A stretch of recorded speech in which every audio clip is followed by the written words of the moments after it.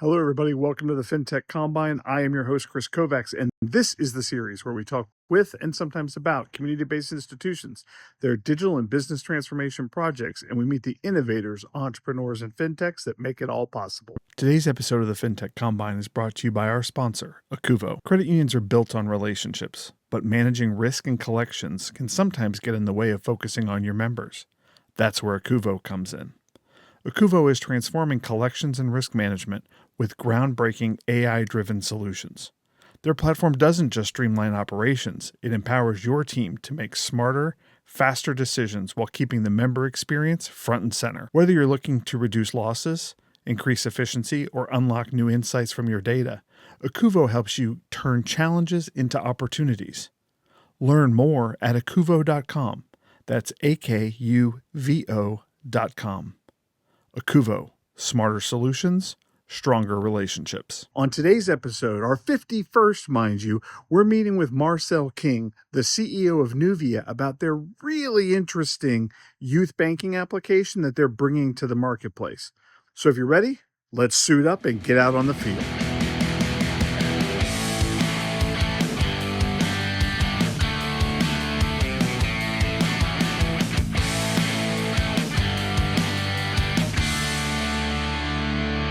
Marcell, thank you very much for joining us today, all the way from Istanbul. Yes, I'm glad to be here. Thank you for the invite.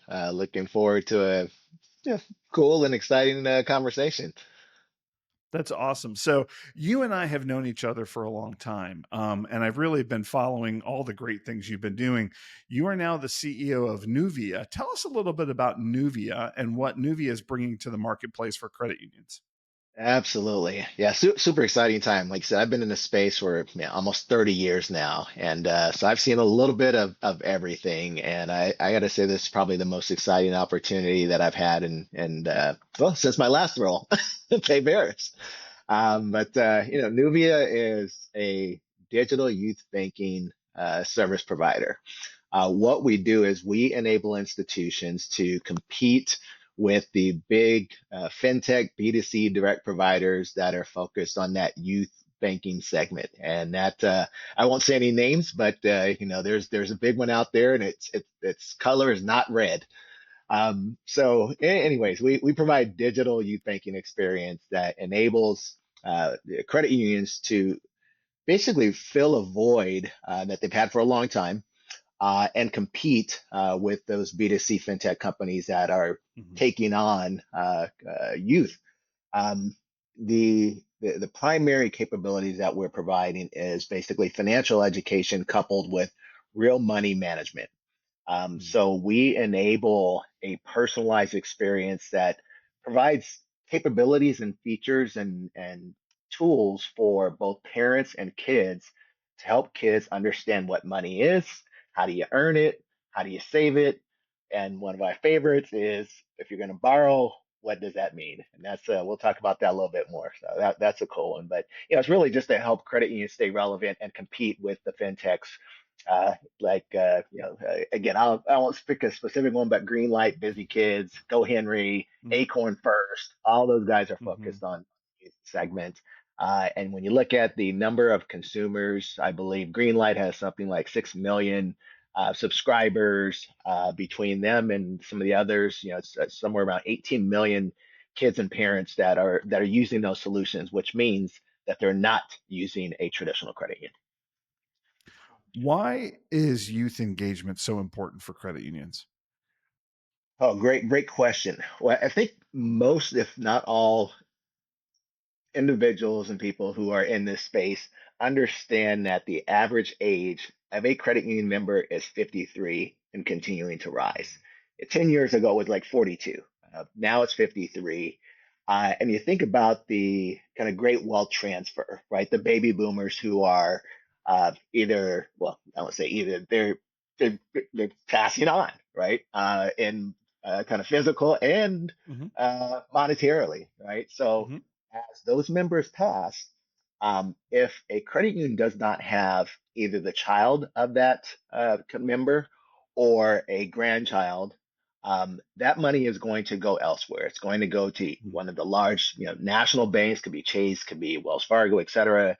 Could be going to a some of the kind of digital banks, whether it be SoFi or Chime or Revolut. Mm-hmm. And when you get into the kids, it's going to Greenlight and some of these other fintechs. And so the importance is that in order for credit unions to replace those members that are passing on, it's going to be very difficult for them to survive in the long run. A Mm-hmm. couple of key data points, from a kind of youth perspective, actually an overall perspective. In 2023, more than 50%, almost 50% of all new accounts were originated at pure digital or fintech banks. Mm-hmm.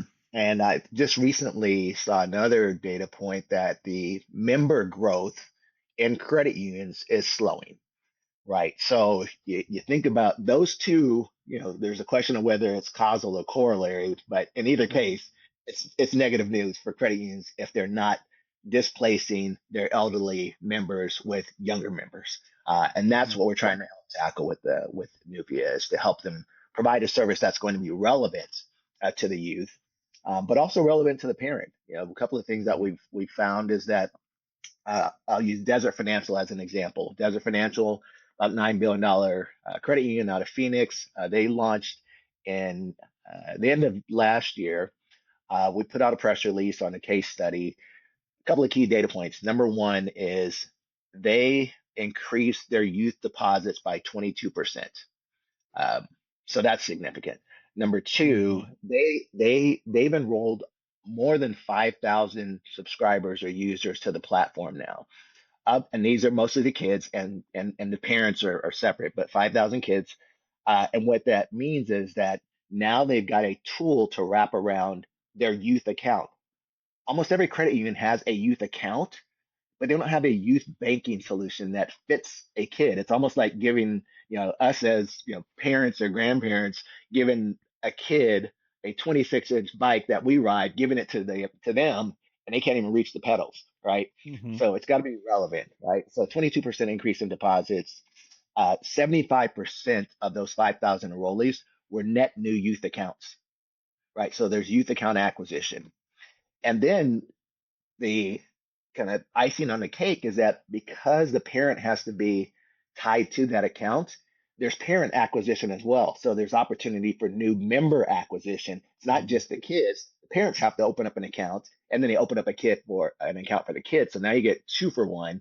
And now the parents moving money into their account so that they can move money to the kids' account. Right. Right. So, it's long-winded, but it's really about being relevant and gaining youth members to displace the baby boomers that are passing on. Right. So you've talked a little bit about the competitive landscape in this youth banking movement. How does Nuvia address the areas of resistance or problems that have been created by other solutions? Yeah, that's another great question. So, since we're being transparent, we'll talk about Greenlight, right? They're our biggest competitor, right? So Greenlight has an offering, and they're aggressively working to partner with banks and credit unions to offer the Greenlight service, right? The big challenge with that for an institution is that Greenlight has a sponsor bank for their service. So they wrap their technology around a sponsor bank. And so when an institution partners with Greenlight, number one, that means that the deposits that are at the credit union have to go to the Greenlight sponsor bank in order for that kid to have a debit card to spend money, right? So number one, it's taking away deposits. Number two is that debit card that's now associated with that sponsor bank, that interchange is going to that sponsor bank. Right? Mm-hmm. Number two. Number three, they lose control of the relationship with the member because that kid and that parent that now have accounts at Greenlight, especially the kid, which is the one they're trying to keep, now has an association with Greenlight because the program is co-branded. So what transpires when you have a co-branded program, the kid is now associated with Greenlight. Yes, you may have your brand on the card, but the account is at Greenlight, right? So when the Mm-hmm. kid turns 18, where is the kid going to go? He could go to, or she could go to they'll have to go to some other institution because Greenlight Hmm. is currently focused on just, the kids, but that kid Right. ultimately will have to find a permanent institution. So how do you Yeah. get that kid back into your institution? Right. And continue to build that relationship. And so what we have solved, Kris, is our model is built specifically for financial institutions. In fact, the Hmm. founder of the company was actually a CIO at a credit union in Wichita, Kansas, about Right. 7 or 8 years ago, and built the prototype and kind of built this out. Richard Logan. Hmm. And so what we've done is we built a product that allows the institution to keep the deposits, right? So when that account is open, it is open at your financial institution. So you're Hmm. keeping the deposits in your core. So what that means that the debit card interchange is going to stay with you. You've got your own branded debit cards, and you get to maintain the relationship. And there's an easy, seamless transition from that youth digital banking experience back to the traditional digital banking experience that they might be using now, whether it's Alchemy, Typhoon, Lumen, Hmm. you name it, right? So there's no need to create friction with something like a Hmm. Greenlight when you can just that kid can keep that same account from the time they open it as a youth account. They can keep it throughout the rest of their lives, right? And Hmm. so we're enabling that FI centric model that again allows them to grow, keep, and retain deposits, to grow, keep, and retain interchange, and to grow, keep those relationships. So the institution holds the deposits, it's their debit card, and it's their app. Tell me a little bit about that. How are you doing the integration to actually bring that service in and it not be a standalone service? Yeah, so we operate just like many other third-party partners to digital banking, where we plug in our experience through an SSO or an SDK, depending on the capabilities of the digital bank provider. So the parent has access to the Nuvia app. So that's where they're actually enrolling their kids, they're setting up the debit card limits, et cetera, all through and let's say Constellation, right? For the Mhm. Constellation Digital. It's plugged right into the experience. There's no need for a separate app for the parent.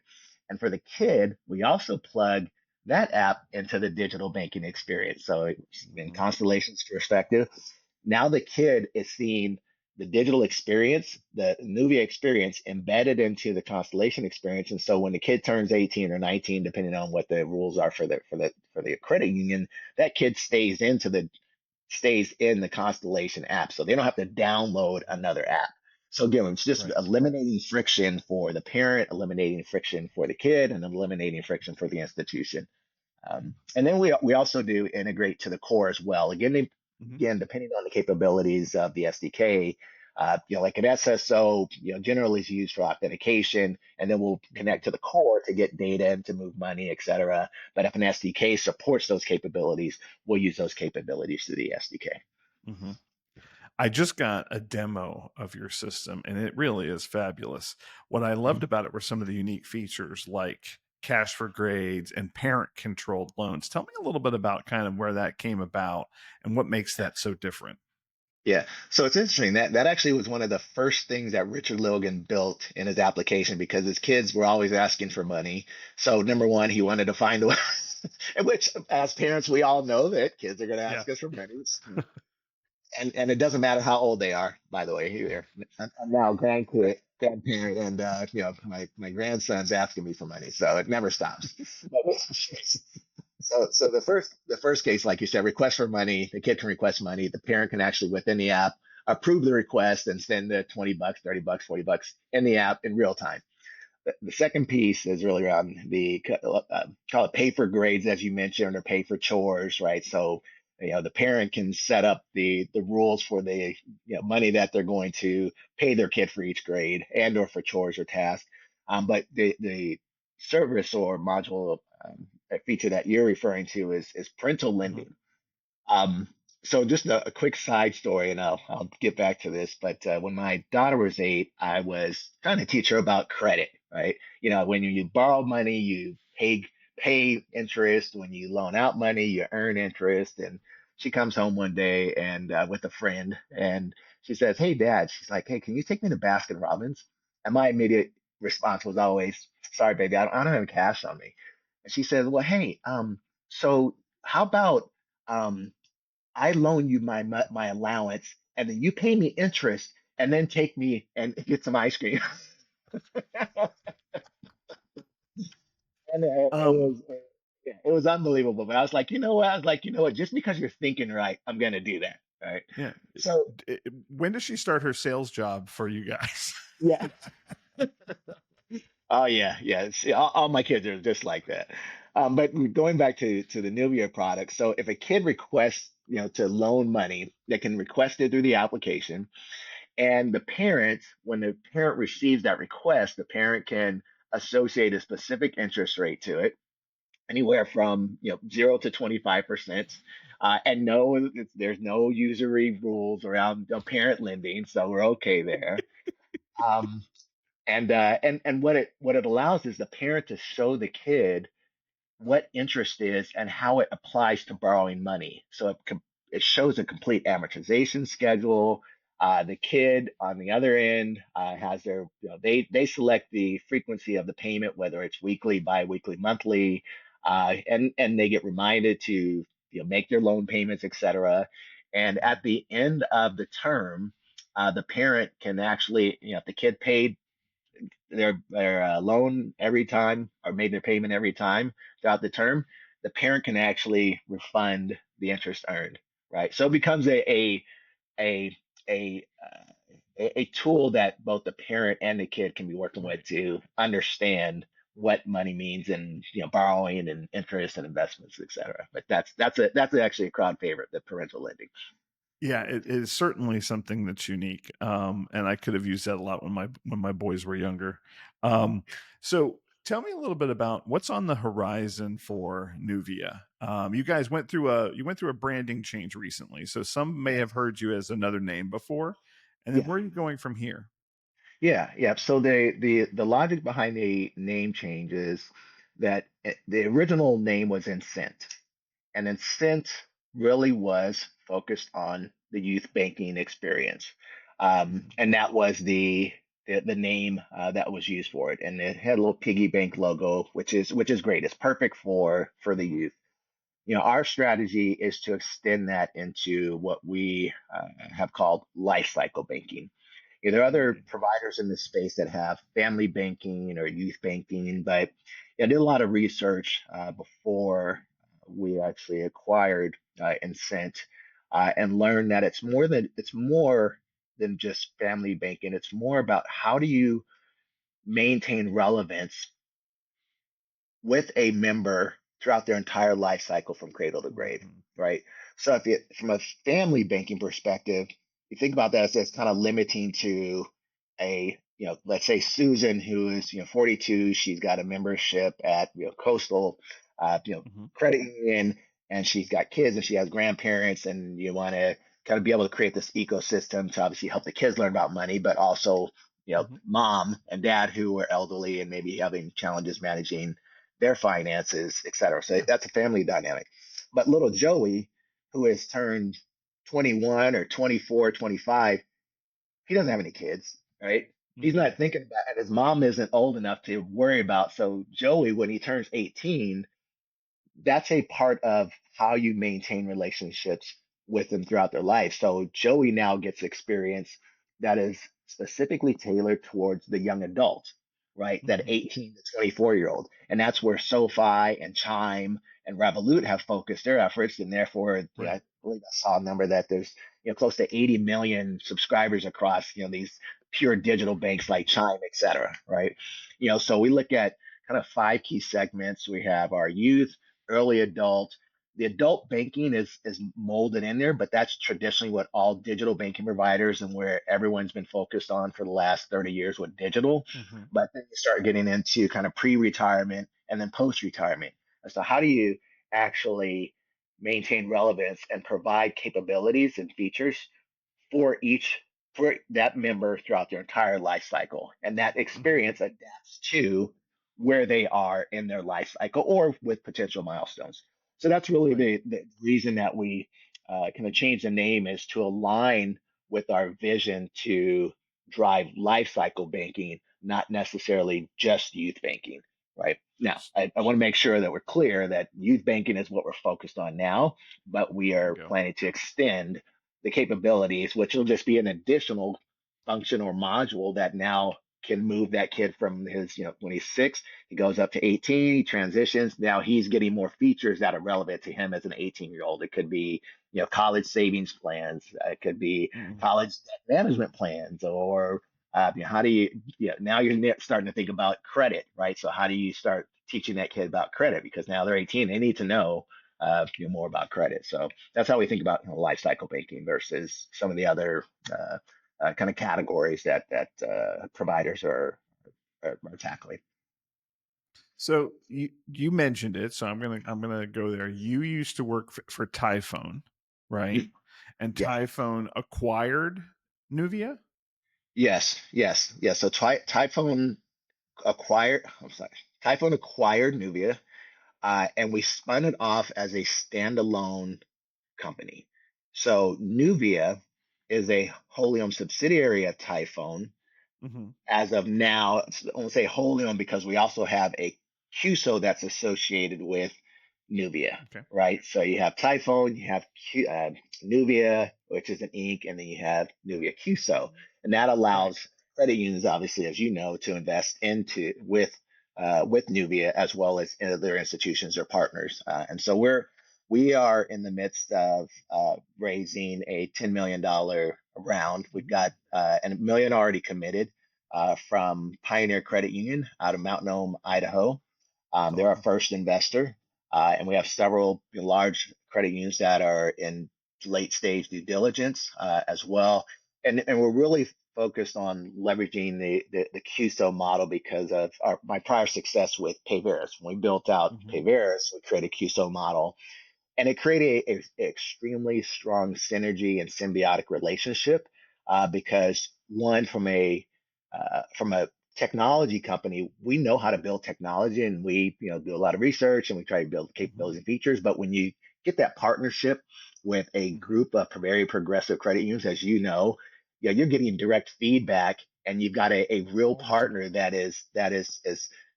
we're supporting each other, right? It's a collaboration and partnership with the CUSO, with the credit unions and the technology company. And so, we are kind of running the playbook again because we know that this is a critical element. And when I say this, the ability to capture youth is a critical element for the Yeah. future of credit unions.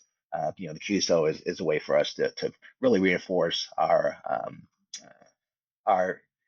passion, one, and our commitment to helping credit unions continue to remain relevant.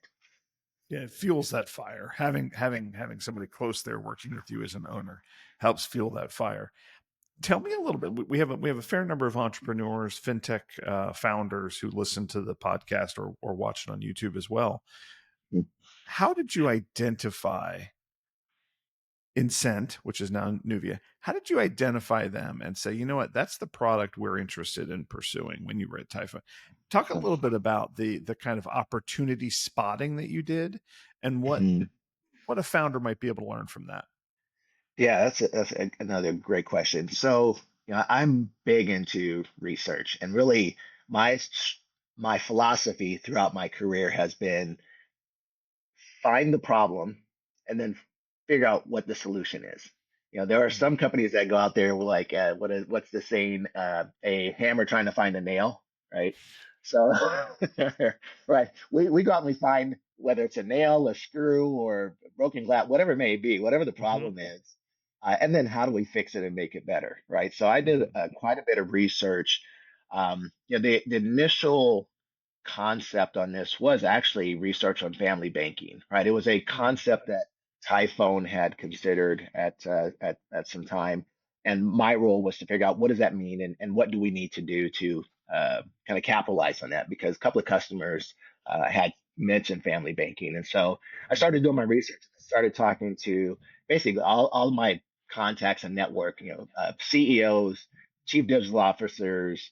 Um, Former founders of digital banking companies like Tom Mhm. Shin, who's on the board, Santo Canone, who is, Mhm. a legend in this space, Legend. and just getting information and insights for and asking lots of open-ended questions like, oh, what does family banking mean to you? Oh, okay. Well, Mm-hmm. it means this. Okay. Okay. Great. Well, and then ask a secondary question that's going to dive a little bit deeper. For example, what does it mean? Okay. It's a family ecosystem. Well, how do you think about like addressing this problem of, the kid side? And how do you think about Mm-hmm. addressing it for them as they transition? And so I just did a lot of research across multiple areas, credit unions, like I said, other digital banking or technology folks that have been in the Mm-hmm. space, consultants. I had conversations with Cornerstone. I've had conversations. I think I even had one with you before. Maybe it's Probably. like, yeah, probably did. But in any case, yeah. So I think it's really just making sure they really understand the problem, and then start thinking about how you solve it. And a little side bit is I actually use ChatGPT quite a bit. That was kind of my first kind of really deep dive into leveraging ChatGPT to say, I Mm-hmm. asked it, I said, what do you know about family banking? That was the question I Mm-hmm. asked.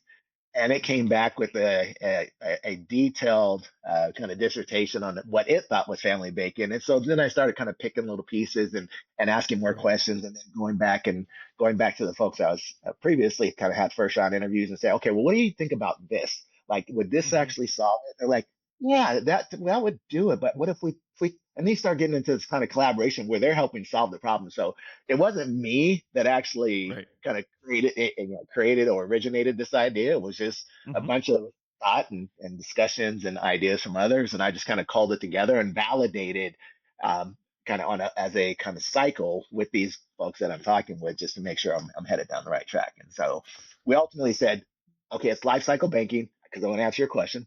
Life cycle Mm-hmm. banking, we need to address these segments, but that's a big vision. So where do we start? Because we can't do it all. Right. We can't eat this entire elephant all in one sitting.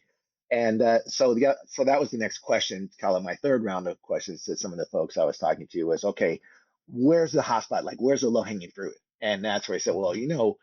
youth banking is something that we've thought about, but and we need a technology for that, right? And that's when I started looking at Greenlight and kind of starting to narrow the scope of this down. And Mm-hmm. then I finally found Incent. Again, hadn't heard of them. Someone came across them somewhere, and I started talking to Richard Logan.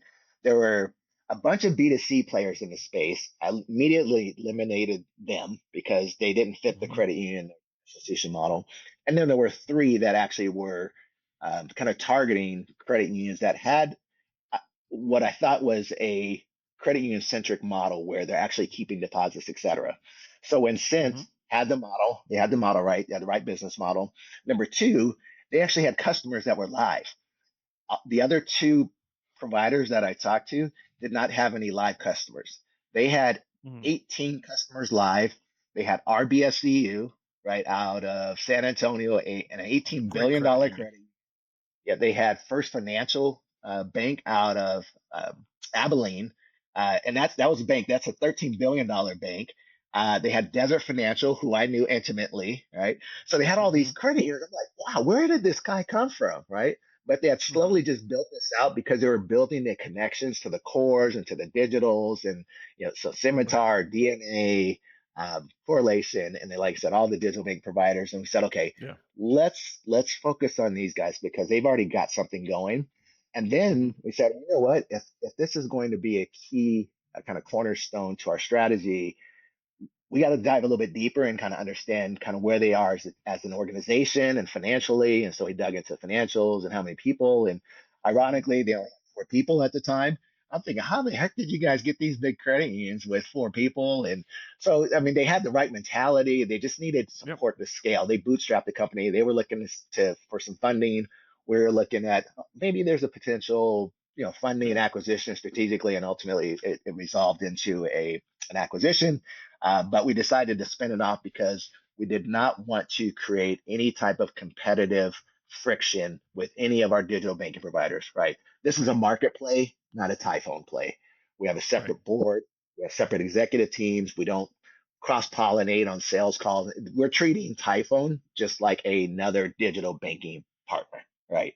Yeah. And that was Yeah. one of the key cornerstones that we decided at the very beginning was to let's make sure that Typhoon is no different than any other digital bank provider. Hmm. We have our sales team, our entire organization sits under Nuvia. Typhoon keeps its digital banking over there, and we're independent of the organization. How long do you think it took you from identifying the problem to finding and maybe even closing with Incent at the time, now Nuvia? I started my research in June of 2025, 24. Um, I started looking at providers in August, so it was about 60 days before I started looking at kind of providers. Um, and then, within 30 days, between us and Cent, we said, okay, Hmm. let's make this more strategic than just a partnership. And it took about 90 days to get the acquisition complete. So we finished the acquisition in January. So the end of January. No, I take that back. It was yeah, it was end of January of this Hmm. year. Right. Hmm. So we And are now. you didn't use somebody to go out and find these potentials. You did the research yourself. I did the research. I was the bus boy, the maitre d, the chef, the dishwasher in this shack. No, now granted, I had a lot of support. I don't want to Sure. dismiss. I had so much support and just, Of but yeah, course. I was the lead on it. But obviously, had to work with a lot of folks to even just validate what the hell I was Yeah. thinking. So it all worked out. I mean, just had Well, awesome set of support. I think this goes to your background. You have an amazing background, right? You have worked for everybody and done everything, right? So that's why I was kind of digging at that a little bit, right? You are Man, you're making me definitely. feel so old, Chris. Come on, man. I didn't use the word legend. You use the word legend for Santo. He's going to come back and he's going to have some issues with you. But talk to me about how have you seen the industry change, say in the last 5 years compared to what it was before? Tell me a little bit about that from your perspective. I think the biggest change in the industry is that the competition is completely different than what it was 10, 15, 20 years ago, right? I mean, How so? well, it's the fintechs, right? I mean, it's the fintechs, right? The technology companies that are building financial services are splintering, well, I don't want to say traditionally, but let's call it 10 years ago, right? They're picking off little pieces. Hmm. Now, because they've picked off little pieces and they've added more pieces or more banking services, they continue to Yep. expand and now they're full blown financial institutions, right? Yep. So like a Chime, right? Chime started, if I recall, Chime started out with their kind of big kind of play was early payday, right? Yep. That was their kind of first message was get your money faster, right? And that was their primary message, right? And so they start now they're a full blown bank, right? Which, by the way, is So something any institution could have done any time in the past. yeah, well, they could if they had enough money to build the technology. Because you Right. remember, like only the top, let's call it top 10, maybe they have big development departments where they're developing their own tools, right? Other than that, you start getting into regional, you have to go out and you have to partner, right? So it's Yeah. who's going to bring that technology. And the challenge for banks is I think, and credit unions, as we know, is we're risk averse, and therefore Hmm. things are slow, right? Because you're trying to Right. manage risk, right? Whereas a technology company, they're just blazing guns, right? I mean, they're just going, right? And they're Yeah. thinking about science and all stuff afterwards, right? They're just trying to Yeah. kind of press the envelope. So I think the biggest change is really just the competition has changed because Hmm. a B of A is not necessarily credit unions primary and again I'm not saying they're not important but they because there is definitely competition but not only do they have the B of A's and the Chases and the Wells. They've got the SoFis, they've got the Chimes, they've got the Greenlight. Yeah. So you got an entirely different um, business model, thought process with technology people building services versus services and then building technology on it, right? Because banking has been around hundreds of years, right? But Hmm. it hasn't been a technology. It's all about deposits, loans, things on those lines versus uh, user experience, right? And I think that's a big piece is that the digital experiences of these large fintech companies, that's all they think about, right? They think about the user experience.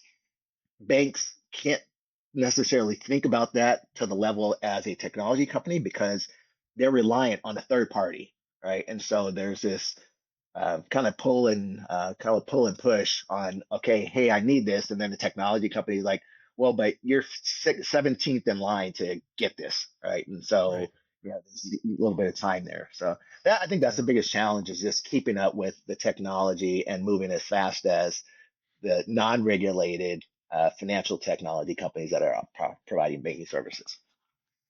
I'm beginning to believe that the user experience is the product they're delivering. For a lot of credit unions, it's a secondary thought. But for them, that is the primary product they're Yeah. delivering. And the Yeah. services are what will help them enable the experiences they want to create. Yes, absolutely. Yeah, spot on, spot on. So what's the next 5 years look like? If you put your Swami hat on, you are in Istanbul. You can Yeah. probably pick up like a Swami Right. hat. Yeah. Tell me what the next 5 years looks like. I think number one is really just focus on making sure that we're building out. Again, we're focused on youth banking today, and we want to make that a best-in-class solution. And we believe that we can do that with partnerships in the CUSO. And when you look at the call it the big picture of life cycle banking, there's a lot to be done, right? So you think about Mm-hmm. early adulthood banking, right? Again, that adult banking, most digital banking providers have the same experience for anyone who logs into that, right? Some may have some segmentation, but it's not really dynamically personalized. So, over the next 5 years, we've got to, obviously start our early adult banking segment. There's also that unserved segment that's at the end, which is the post retirement, where you have elderly who are using digital banking. They're not as technology strong as their kids or their grandkids. Therefore, they're getting defrauded. There's huge fraud going on in that elderly section or segment. And so, how do we protect their assets and leverage digital capabilities to do that? And we've already thought through how we're going to do it.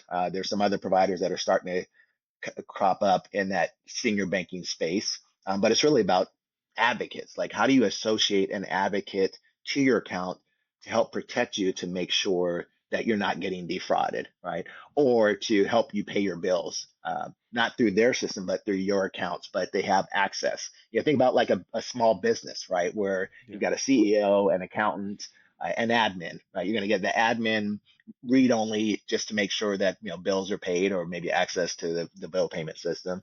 The CFO is going to have more capabilities, and the CEO is going to have what do you call it? Kind of master control over the entire account, right? Mm-hmm. So I think there's different ways that we can help with that. So the next 5 years is really thinking through what are the segments that we focus on kind of sequentially, but within that, what are the capabilities that are going to drive the most relevance for that member within that specific segment of their life journey.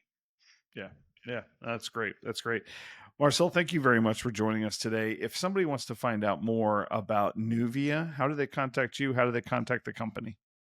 www.nuvia.com with two U's, Nuuvia.com. So that would be the first place you go. We have a big button on there that says ask for a demo. Click on that, put your name in. You'll get somebody to give you a call back within 24 hours, and we'll get you some education on Nuvia. So, love to have conversations with as many institutions as we can. Again, we know that this is a big challenge for, Yeah. especially credit unions who are retail centric and members are aging out. We've got to find a way to help them recapture the youth with something that's going to be relevant to that youth segment and allow them to build that relationship all the way through their life cycle. And so that's where we're headed, and we're super excited. And again, thank you for allowing me to participate and inviting me in, Kris. Anytime, anytime we want you to come back. I will tell folks I have seen the product. It does everything Marcell talks about. It is a great thing. Everybody should check it out. So thank you very much for joining us today, my friend. Thank you. Appreciate it, Kris. Be well. Thanks, Marcell, for joining us. If you like this content, please like and subscribe on your platform of choice. We will see you next time.